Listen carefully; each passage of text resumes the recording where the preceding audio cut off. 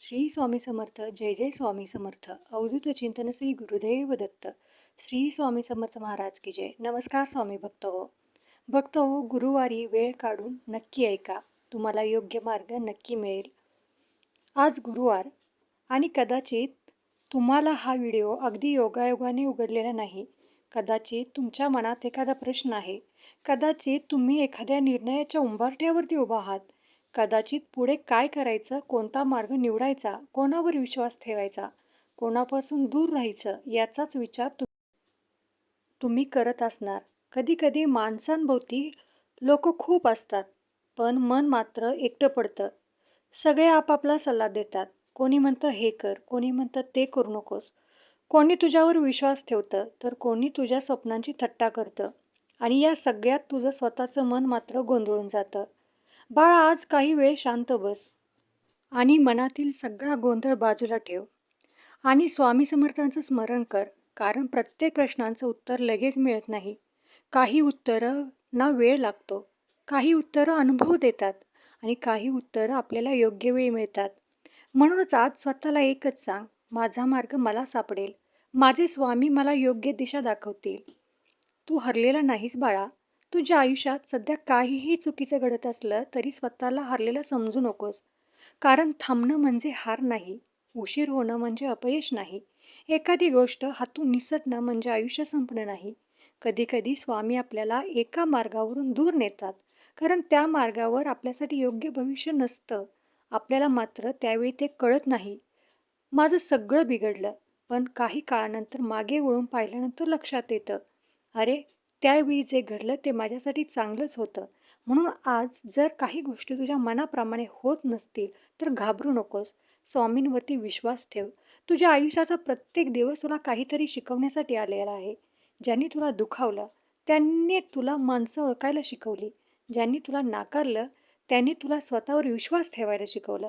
ज्यांनी तुझी साथ सोडली, त्यांनी तुला स्वतःच्या पायावरती उभं राहायला शिकवलं आणि ज्या परिस्थितीने तुला रडवलं, तिनेच तुला मजबूत बनवलं. म्हणून बाळा, तुझ्या भूतकाळाला शाप देत बसू नकोस. त्यातून धडा घे आणि पुढे चालत राहा.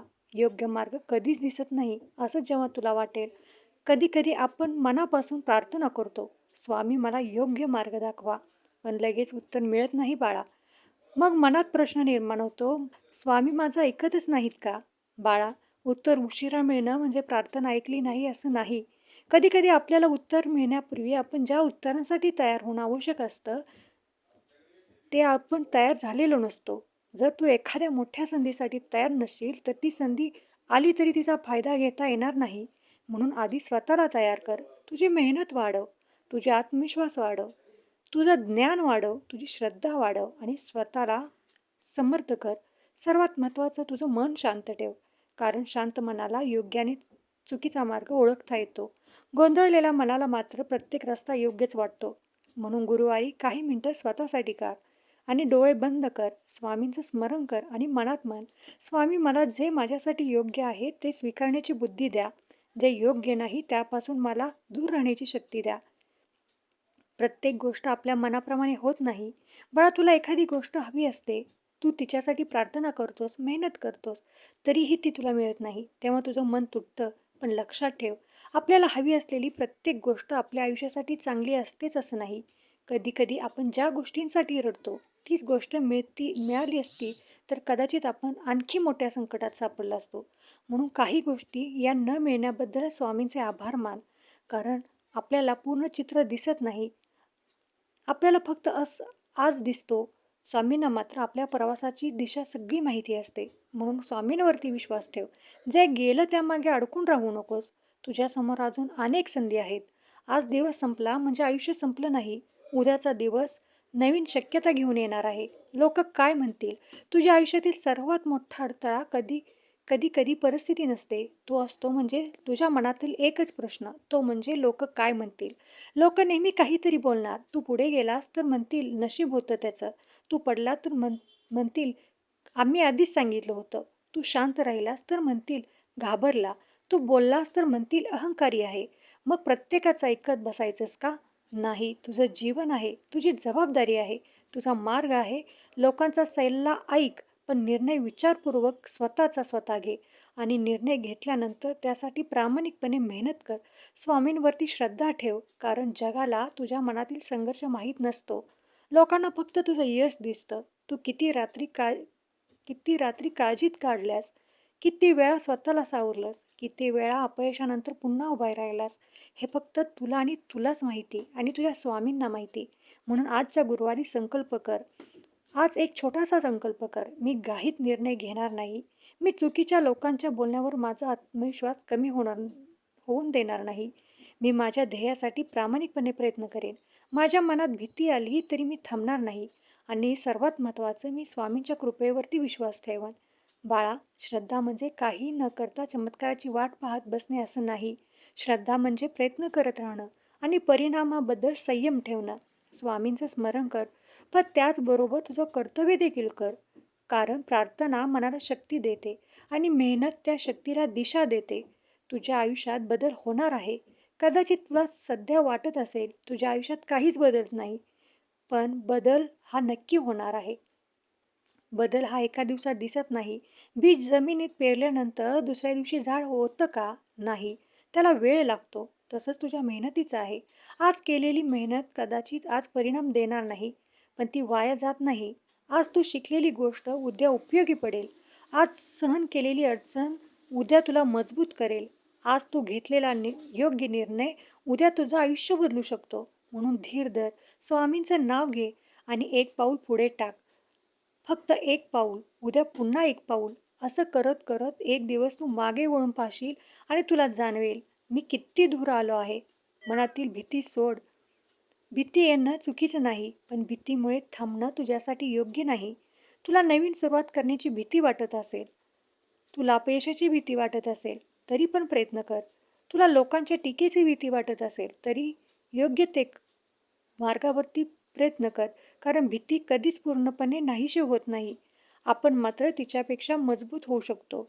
आणि त्यासाठी स्वामींचं स्मरण कर आणि मनात म्हण, स्वामी, माझ्या मनातील भीती दूर करा. मला योग्य निर्णय घेण्याची बुद्धी द्या. माझ्या सहनशक्तीला मोठं सामर्थ्य द्या. माझ्या मेहनतीला दिशा द्या आणि मग शांतपणे कामाला लाग. काही नाती सोडावी लागतात. कधी-कधी आपल्या आयुष्यातील सर्वात मोठा बदल तेव्हाच सुरू होतो, जेव्हा आपण चुकीच्या लोकांपासून स्वतः दूर जातो. प्रत्येक व्यक्ती आयुष्यभरासाठी आलेली नसते. काही लोक आपल्याला शिकवण्यासाठी येतात, काही लोक आपल्याला मजबूत करण्यासाठी येतात. म्हणून मनापासून चांगलं वाग, पण स्वतःचा आदर ठेव. जिथे सतत अपमान होतो तिथे थांबू नकोस. जिथे सतत खोटं बोललं जातं तिथे तुझ्या प्रगतीचा आनंद कुणाला होत नाही. जिथे स्वतःची मर्यादा ओळख. मनात द्वेष ठेवू नकोस. फक्त योग्य अंतर ठेव आणि पुढे जा. आपल्याला वाटतं आता लगेच सगळं बदललं पाहिजे, पण आयुष्याची स्वतःची वेळ असते. सूर्य रोज उगवतो, पण प्रत्येक फूल एकाच वेळी उमलत नाही. प्रत्येक व्यक्तीचा प्रवास हा वेगळा आहे. म्हणून स्वतःची तुलना इतरांशी कधीच करू नकोस. कुणी तुझ्यापेक्षा अधिक यशस्वी झाला म्हणून तू मागे नाहीस. कदाचित तुझा प्रवास वेगळा आहे. तुझी वेळ येईल, तुझ्या मेहनतीचा दिवस येईल, तुझ्या आयुष्यात आनंदाचे देखील क्षण येतील. फक्त आजची अडचण पाहून उद्याचा निर्णय घेऊ नकोस. आज स्वामींना एक गोष्ट सांग, आज गुरुवारी मी स्वामींसमोर बसणार आहे. तुला मोठी पूजा करता आली नाही तरी चालेल. मोठा नैवेद्य करता आला नाही तरी चालेल. मनापासून 2 मिनिटं बोल, स्वामी, माझं मन थकलं आहे. मला सगळं समजत नाही. कधी-कधी मला भीती वाटते. कधी-कधी मला वाटतं मी एकटाच आहे. पण आज मी माझा भार तुमच्या चरणी ठेवतो. माझ्यासाठी जे योग्य आहे ते माझ्या आयुष्यात आणा. जे माझ्यासाठी योग्य नाही ते माझ्यापासून दूर करा. मला चुकीच्या मार्गापासून वाचवा. माझ्या मनाला शांतता द्या. माझ्या मेहनतीला यश मिळवून देण्यासाठी मला योग्य दिशा द्या. आणि सर्वात महत्त्वाचं, माझी श्रद्धा कधीही कमी होऊ देऊ नका. इतकं मनापासून बोल, मग शांत बस. कदाचित बाहेरून लगेच काही बदल नाही होणार, पण तुझ्या मनात एक वेगळी शांतता निर्माण होईल. आणि कधी-कधी तीच शांतता पुढचा योग्य निर्णय घेण्यास पुरेशी असते. योग्य मार्ग नक्कीच सापडतो. आजचा हा संदेश शेवटपर्यंत ऐकला असशील तर एक गोष्ट लक्षात ठेव, तू एकटा नाहीस. तुझ्या आयुष्यात कितीही अडचणी आल्या तरी त्या कायमच्या नाहीत. आज जे कठीण वाटतंय ते उद्या तुझ्या आयुष्यात एक अनुभव बनेल. आज ज्या गोष्टींसाठी तू रडतोयस, कदाचित त्या गोष्टीमुळे तू उद्या हसशील. म्हणून आज हार मानू नकोस, थांबू नकोस, स्वतःला कमी समजू नकोस. तुझ्या मार्गावर चालत राहा, प्रामाणिक राहा, मेहनत कर आणि स्वामींचं स्मरण करत ज्याच्या मनात श्रद्धा असते त्याच्या पावलांना दिशा मिळते. ज्याच्या मनात संयम असतो त्याला योग्य वेळ न्याय मिळतोच. आणि जो प्रामाणिकपणे प्रयत्न करत राहतो त्याच्यासाठी नवीन दरवाजे उघडण्याची शक्यता कायम असते. म्हणून बाळा, आज गुरुवार आहे. मनापासून स्वामींचं नाव घे आणि स्वतःला सांग, माझ्यासाठी